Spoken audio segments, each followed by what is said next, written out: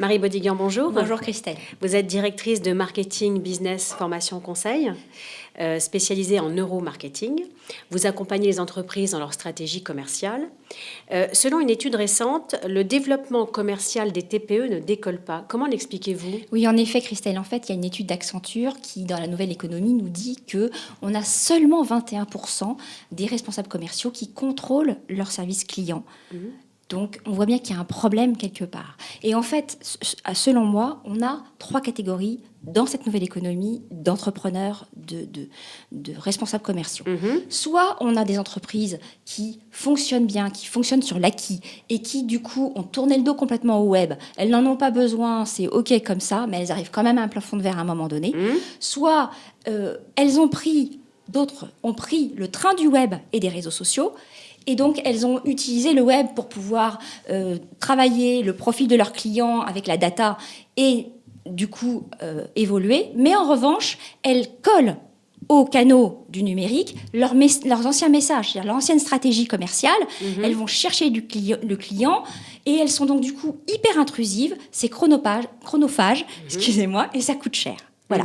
Et la 3e catégorie, ce sont les entreprises qui, en effet, ont plongé complètement dans le web. Alors, elles sont à fond aussi dans la data. Très renseignées. Très renseignées. Elles sont moins sur le terrain. D'accord. Et du coup, elles en oublient l'humain. Alors, pas l'humain sociodémographique, parce que là, elles sont hyper renseignées aussi. Mais elles en oublient l'humain dans leur profil psychologique et dans leur environnement psychologique. D'accord. Donc, quelle est la stratégie la plus appropriée justement pour rompre ce plafond de verre ? Alors, en fait, on va travailler plus à essayer de modéliser qu'est-ce que les grands groupes, par exemple, arrivent à faire aujourd'hui pour pouvoir... Parce que là, on parlait vraiment des TPE.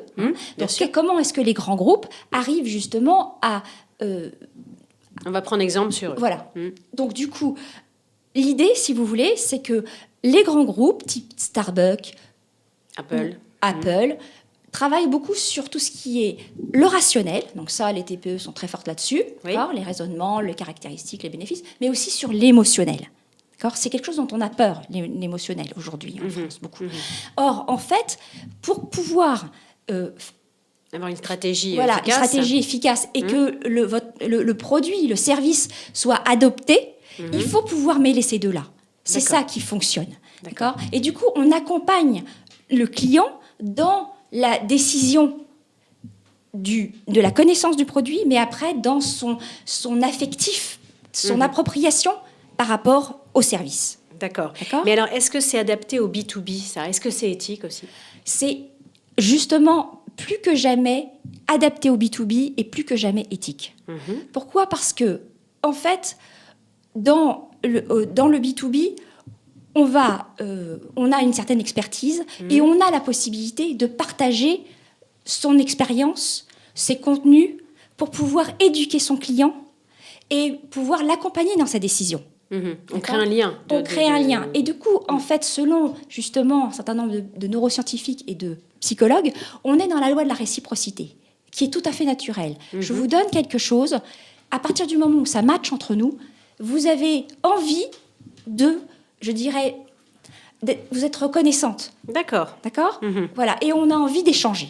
D'accord. Donc, vraiment, on essaie d'avoir un service extrêmement efficace et absolument. fort. Alors, justement, c'est ça qui fait que c'est éthique. C'est que dans le B2B, on en donne toujours beaucoup plus que notre promesse. Et c'est ça qui fait que c'est éthique. C'est-à-dire, on a un service béton. On a un produit et on a un service béton. D'accord. Quels sont les pièges à éviter pour se démarquer de la concurrence ? Alors, pour pouvoir justement être dans le rationnel et dans l'émotionnel, il faut donner un petit peu de ses valeurs, de ce que l'on est, pour pouvoir entraîner notre client idéal, le profil psychologique de nos clients. D'accord ? Donc, ça veut dire qu'on va s'aligner, on va essayer de comprendre un peu nos valeurs pour pouvoir, finalement, donner des indicateurs au marché qui sont un peu différentes et qui vont déplacer le curseur aussi du marché et donc, du coup, se différencier. D'accord ? Et donc, vous allez vous positionner comme ça face à la concurrence. Comme ça, on se positionne face à la concurrence de façon différente. Et aussi, en accompagnant les clients, les prospects, on donne du contenu, on accompagne le client, le prospect, en donnant en partageant son expertise. Et donc, à partir de là, on se différencie aussi. Okay, en créant un contenu pertinent, justement. En créant des contenus pertinents et en créant des contenus qui ont une stratégie, une direction vers votre service, mais de façon intelligente. D'accord. Voilà. Marie Bodiguian, merci beaucoup d'avoir répondu à nos questions. Merci Christelle. Je vous dis à très bientôt. À très bientôt. Si vous avez aimé cette interview, alors venez vite sur le site mariebodiguian.com. Nous continuerons à dialoguer sur ce sujet et pendant que vous y êtes, profitez-en pour vous inscrire parce que en tant qu'abonné, vous recevrez gratuitement une formation audio sur comment décider vos futurs clients en toutes circonstances grâce au neuromarketing. Je vous assure, c'est très puissant. Ainsi que de petites surprises que je ne réserve qu'à mes abonnés pour les faire avancer dans leur business. Merci beaucoup pour votre attention. Je vous retrouve dans une prochaine chronique. À très vite. Chaque réunion, je trouve des bonnes relations.